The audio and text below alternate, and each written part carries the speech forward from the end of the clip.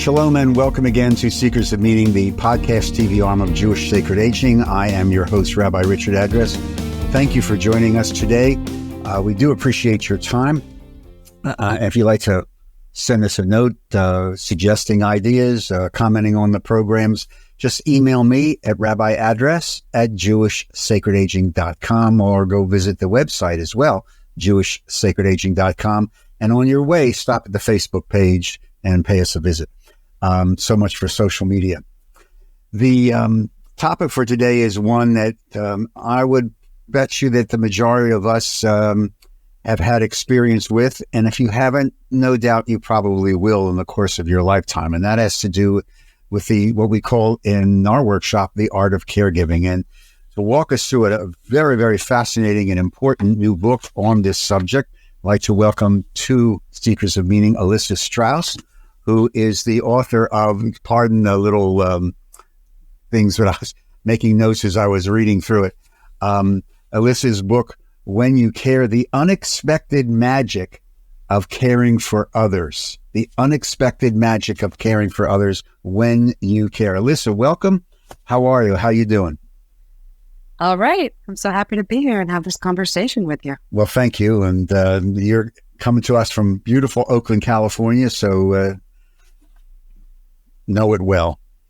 The first question I got to ask you is that subtitle, The Unexpected Magic of Caring for Others. That may sound kind of like strange to some people who haven't done this. Talk to me about that phrase. Yeah. So, if I'm going to disclose everything, that was a much belabored phrase in the publicity department of Simon & Schuster. We had long subtitles. We had short subtitles. We featured the word power. We featured the word value. Everyone went back and forth. At some point, I was like, you guys figure this out. Do what you want. It's like, and at some point, someone alighted upon the word magic. And, I'm kind of of two minds of this word. I think in many ways, magic really suggests this like deep transformative possibilities that happen in care and that get totally ignored by society overall. On the other hand, I sometimes do worry magic sounds a little too easy and sweet. Like you wave a wand and voila, you're transformed and isn't life better? And for any of us who've ever cared for someone, doesn't exactly work that way. I had someone at a book reading come up to me and say, and she'd already read my book in advance before I did the talk. And she said, I saw your subtitle. I wanted to hate you, but then I read your book and I love you. I was like, okay, I can live with this. So that's magic, and then I guess, right, maybe we live in the Disney version of magic and and that's where I get the pushback from. But I think real magic, the real kind of transformative energy that changes reality and changes ourselves and our perceptions of reality is never quite so sweet, never quite so easy. And certainly if we look at like the ancient Jewish textual tradition, the magic usually is, Jacob wrestling with the angel is the magic. It's not the fairy godmother waving her wand. So maybe for a Jewish audience, the magic will resonate more. Yeah, well, I love the phrase only because having A, walked this walk myself, and B, done enough things with congregations on this, there are moments when a certain transformation takes place. And whether you want to call that a spiritual moment, a Shehechianu moment, or a magical moment, that's okay. But it does take place. And then your research, and there are estrangements that have been healed through the process of performing the mitzvah.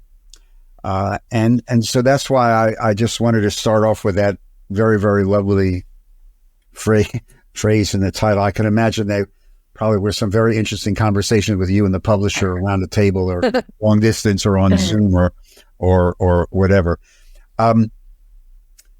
Caregiving, we now define, and I'm interested in your opinion, is really a new life stage. Because it's something that can last, as you know, not weeks or months or years, but even sometimes decades. Do you see this as a new life stage? Yeah, absolutely. And I want to note that my book covers also the parenting relationship. So I think almost from my viewpoint, forget stage, it's almost just life. Most of us spend the majority of our lives on one half of a care relationship, right, whether we're the recipient of care as children.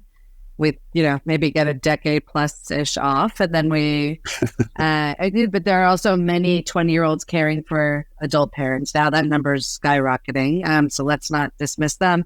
And then we care for our children, we care for our parents, and then we receive care, and sometimes those happen all at once or out of order.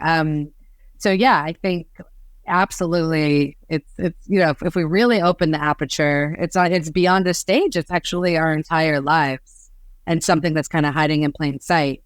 But if we think specifically about caregiving for adult parents, then it is a stage. And the sad thing is, I am 44 and starting to happen now. More and more of my peers are starting to care for their adult parents, and they all seem blindsided by it. So it's this like big stage of life. You're right. It's not 2 years.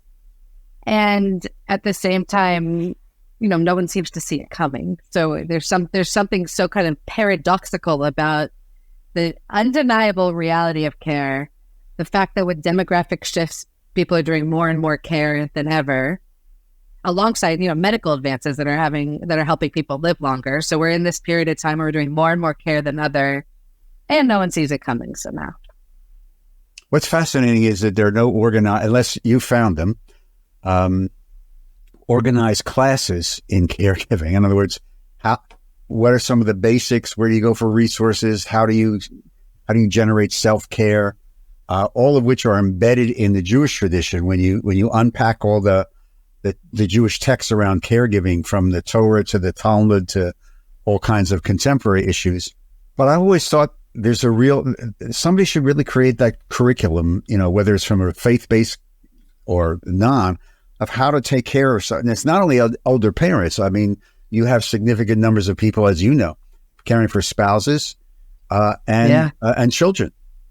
So it is as you say, multi-generational and interlocked, interwoven in a whole variety of ways. You write about something called care ethics, which fascinated me. Define what you mean by care ethics. Yeah. So, right, we all have a few little tricks we use to decide what's the right thing to do in a situation. A common one is a kind of rules-based ethic. We don't kill. The 10 Commandments says don't kill, so we don't kill. Another one is thinking about ethics through the lens of virtue. So I am an honest person. Honesty is a virtue of mine, so I don't lie. Another way of thinking about it is sometimes called utilitarian ethics. Like, you're going to figure out any particular action or decision that you make, will it maximize good or bad in the world? So maybe if you lie, but you save 100 people's lives, then the lying was the right choice. But if you don't lie, you only save one person's life, or 2 people die. So it's not about forget the honesty virtue. It's all about whether being honest will actually lead to more good. So here comes care ethics into the scene, something that really took form in the 1980s and on. And they inserted this idea that sometimes the decision between right and wrong is not about your big virtues, is not about big abstract rules, which Judaism loves, of course, right? It's not about figuring out, globally speaking, and is this going to maximize good or bad? It's about the relationship. It's about doing the best thing for the relationship, for that one and only person in this one and only moment right in front of you. And nobody's saying that all ethics should be one or the other, that forget everything else. We should only be focusing on relationships in our ethics. All it's suggesting is that, hey, sometimes those big abstract rules, and I think all Jews know this, right? I remember my ultra-Orthodox kind of second cousin once removed came to my bat mitzvah in Israel because his rabbi figured, you know what? No, you're not supposed to go to a bat mitzvah, but you know what, this is your cousin. She's in Israel. This is her daughter. Like, go to it. It's fine. So that's an example of care ethics, right? It's like sometimes we put the relationship should matter. This is about preserving the relationship with a relative, which is this, Orthodox rabbi thought was more important than following an interpretation of a law. And care ethics is something that, whether we're conscious of it or not, we think about all the time when we're caring for another, especially someone, whether they're a young child or they have some form of dementia, may not have the ability to kind of have a full and deep understanding, cognitively speaking, of the world. So we're constantly moving in between thinking like, what is this human, this one and only human, again, right in front of me, need? And what's kind of the broader right decision for me to do? It's fascinating that you put it in a context of relationships, which is a theology that I ascribe to, but also in my understanding of our tradition, I'm amazed how the fact that our tradition, Judaism, is a very, very much contextual religious civilization. And it has, as you said, the global good, this is what you're supposed to do. But it also says, yeah, that's really cool, but you really need to apply it to the individual in front of you. And that's where the ball game is played. So this is why I wanted to ask you about the care ethics, because I think it's, as you say, given technology and given all the wild cards that go into autonomy, et cetera, in decision making, this very, very simple, this is a person I care for and I'm caring for. And in this is the particular context that we're faced with. Now let's make a decision. So thank you for, and that's, I think one of the gifts of the book is this extrapolation, as you just did very quickly. It's in the book about various ethical traditions and then the care ethics. Yeah. So I'm also fascinated because you write about this, and I as a rabbi very pleased to see you writing about it. The role of faith in caregiving, this theology of care, so to speak. How did you come to this? Is this part of who you are? Is this something from your research that showed you, wow, yeah, the spiritual component, wild card of this is really important, or all of the above? Yeah, I think, almost all of the above comes from my curiosities that were born through caring for my sons and being in this dependency relationship where these humans just depended on me. And kind of the eye-opening parts of that. And then from that curiosity, from that seed, just going and digging and talking to anyone I could find, including you, who's thought about care through the lens of spirituality. I'll say for me, care brought me closer to, this thing I call God than I've ever been before. For me, care was like a front row seat to the both miracle, the true miracle of life, and the fragility of life. The fact that somehow my sons came into the world and that there's unique consciousnesses, and what the heck, wow. And I think that can translate too when you care for a parent as well, right? You kind of see them through a different lens.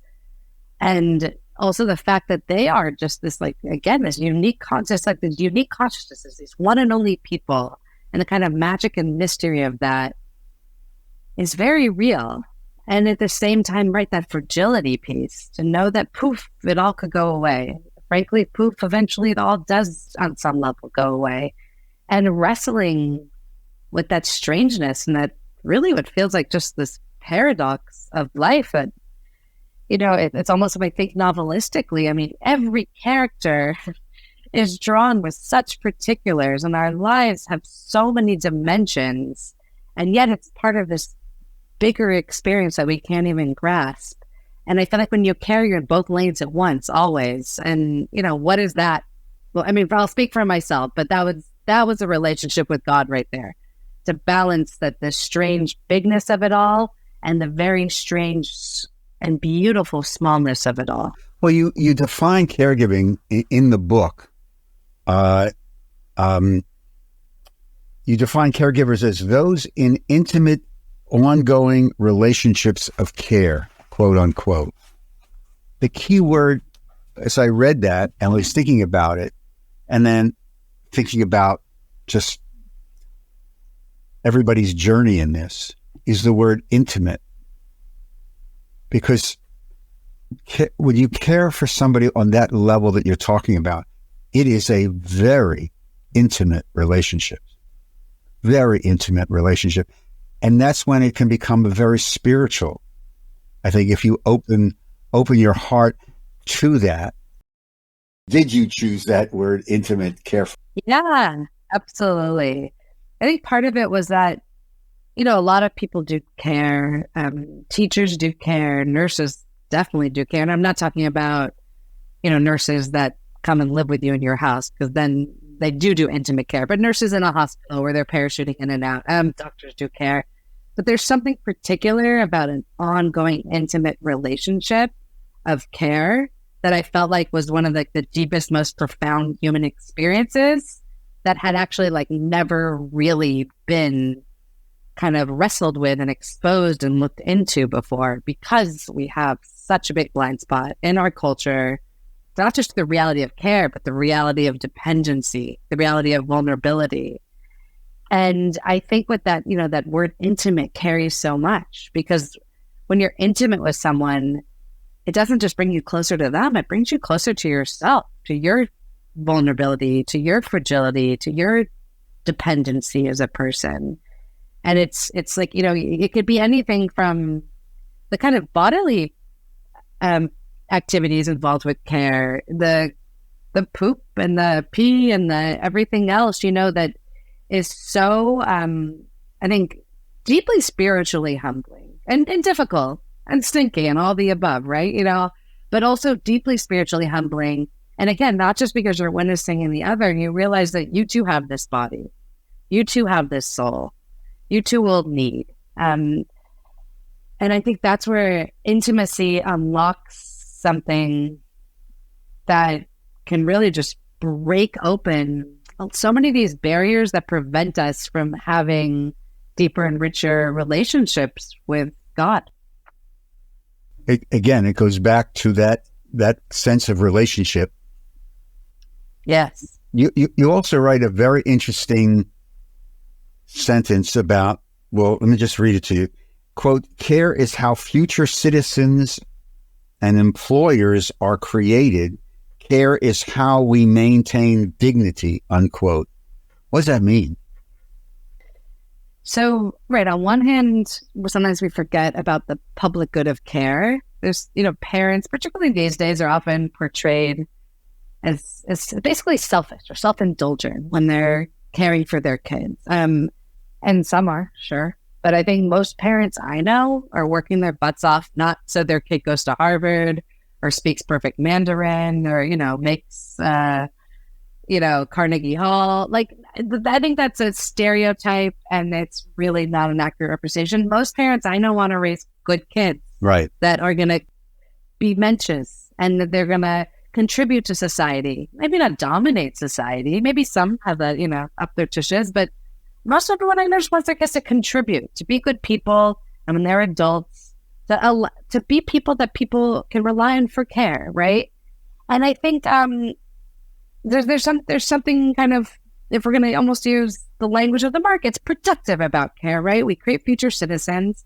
And I think let's not limit this just to children, because I also think when we're speaking about care for older people, we also can enable them to contribute to society. I know there's women in my synagogue that they can't drive anymore, but if someone gives them a ride, they can get there early and help cook the whole kiddish lunch, right? And how meaningful is that for them? And how meaningful is that for me as a mom who shows up, tired, working mom, loves that someone cooks me a kiddish lunch, right? So there's ways that by caring for also people that are older, that we actually do help them contribute to society.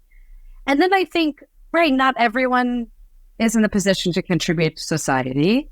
And that's where the dignity piece comes in. And we speak so often about and human rights, talks and kind of global politics conversations, that like the most fundamental thing any human deserves is dignity. And I believe left out of that often is the fact that, like, how do humans get dignity? What is actually the vehicle for dignity? It's care. Care is the brick from which, like, the big buildings of dignity are built. But caregivers are so often not seen. And it's dignity is not we can have big policies to help ensure dignity, but at the end of the day, dignity comes down to that relationship. Right. That's how it happens. The care. We're in a society with increased isolation, the impact of technology. I'm wondering what your thoughts are about the growth of a couple of things. One, the contracting out of care, and two, the growth of the use of robotics to assist caregiving, especially people in long distance caregiving who can't be close to a loved one. But the contracting out and the robotics, two very, very different things. But I love your take on it. Yeah, I think that right now our care system is so broken. So I don't want to, we should keep trying everything at once. I think, some outsourcing certainly is wonderful, because I think part of the reason we have this fantasy and fiction that people can do all the care for another by themselves is because we've never really had curiosity about care. We've never really valued care. Humans did not evolve to provide care on their own. They evolved to provide care in networks, whether for young or the old. And we're still those same people. We just don't have the networks anymore, right? So we need those solutions. We need to find ways to support caregivers. And I think in many cases, some outsourcing is something that an individual caregiver should never feel guilty about.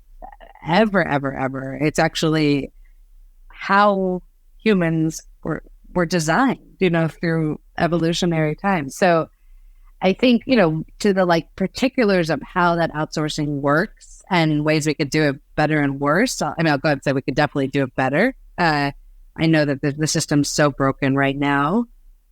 We have a lot of undertrained professional caregivers who are paid really poor wages. The whole thing needs, in my belief, deep systemic support from the government, and a whole re-envisioning of what outsourcing care and supportive care can look like.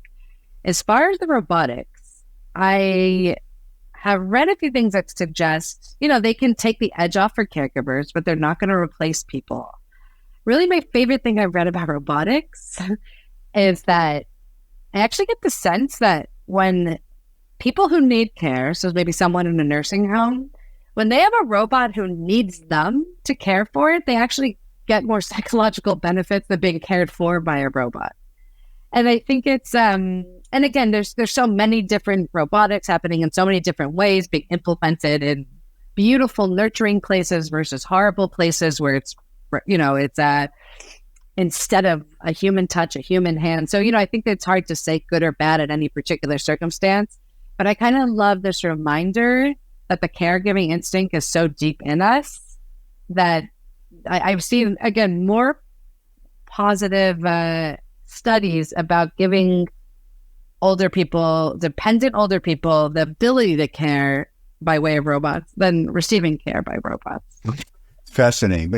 And I wanted to raise the issue, not only because there are startups and people talking about this and people marketing, robotics to help people. And, yeah.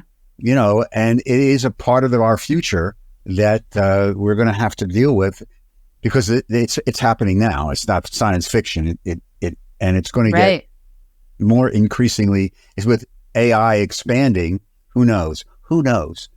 But it's going to be part of the options of, I think, of our children and my grandchildren. I have to talk to them about what kind of robot I want. Yeah, exactly. I mean, listen, may it develop in a way that understands care, that people who really get care are the people developing these products and not people just out for profit or simplifying things.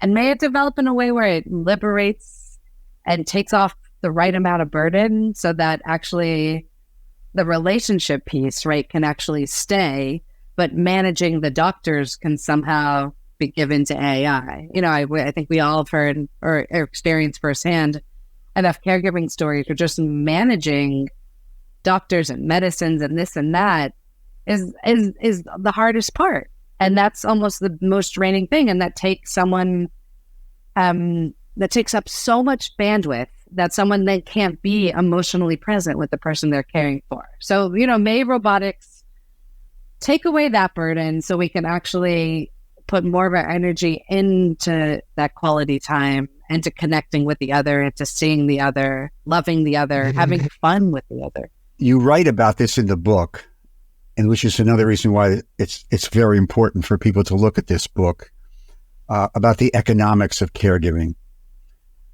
I can't tell you how many times this comes up in conversations with families, individuals, and in workshops, that people are legitimately scared. That in the United States system, and you have some of the statistics in the book, there is a real division, an economic divide on access to health care, the cost of health care. The majority of our people just, if they have to enter the system, as I call it, are overwhelmed. What do you see, given the realities of where we are now, and having written the book and researched it and lived this, how do we begin to navigate this minefield of the economics of caregiving?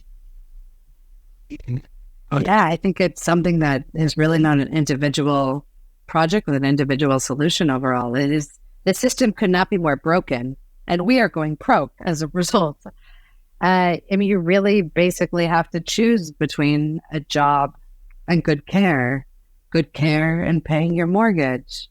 You have to, spend down all your money just to be eligible for any government benefits. It just could not be more broken.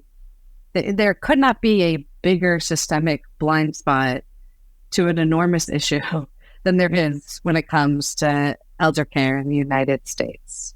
And I think, you know, it's really something that's hard unless, you know, you win the lottery or you are already quite well off. It is essentially impossible to manage well on your own. And that's where this policy change has to come in. And there's great organizations. One of my favorite is Caring Across Generations, that is working really hard to make these policy changes.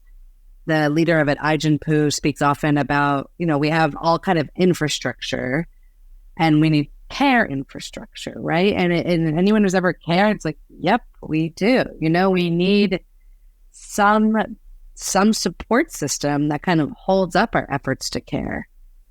And, you know, I wish I had better news or I wasn't so bleak about it, but I really think that right now, sadly, care is basically impossible for many people in this country, particularly with elder care. With children, we have public schools, right? You know, people forget that we have this, that those who resist care infrastructure and it terrifies them, they forget that we actually have public schools. And they're these wonderful places where you send your kids all day and they are free and your kids are, you know, knock wood, safe.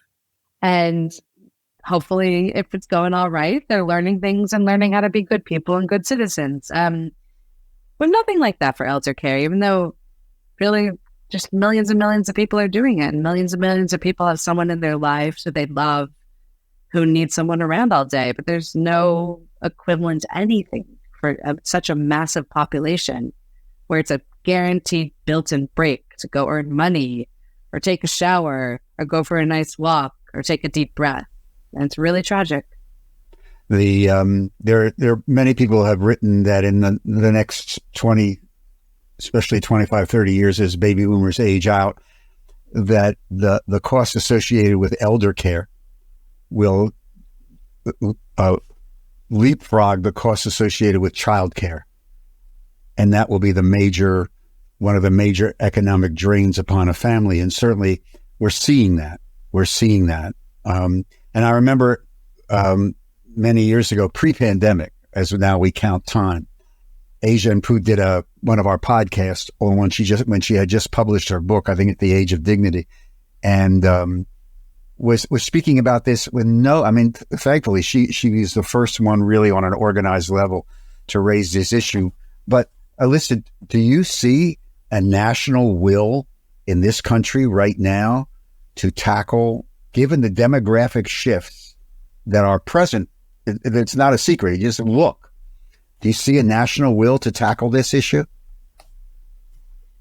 Sometimes I think I see it more than it's there because I'm so deep in all these care activism circles, and I'm so aware of these kind of micro successes that they'll have, I'm so aware of these micro victories that they'll have. But I think when I take a step back, or even in publicity for this book, and people say, what do you mean by the word care? And I was like, oh, wait, I'm in this world where everyone says the word care all the time. We know what it means for the most part. And you take a step back and you're like, oh, wait, no, not everybody's there. So sometimes it's humbling for me because I realize no, not everybody's thinking about this all the time. Just everyone I know is thinking about this all the time. It's I know we've made progress. I know President Biden said the word care more than any president in recent history, as far as I'm aware of. And I think, for me in writing this book, what I really hope to do was to show how we can't just focus on policy change. We have to focus on culture change. We have to focus on narrative change. So when you see a movie about someone going through a profound experience, it's not another sports movie or a war movie. It's maybe a care movie. Or when you go and hear a sermon, the rabbi or imam or, pastors speaking about care. They're centering it.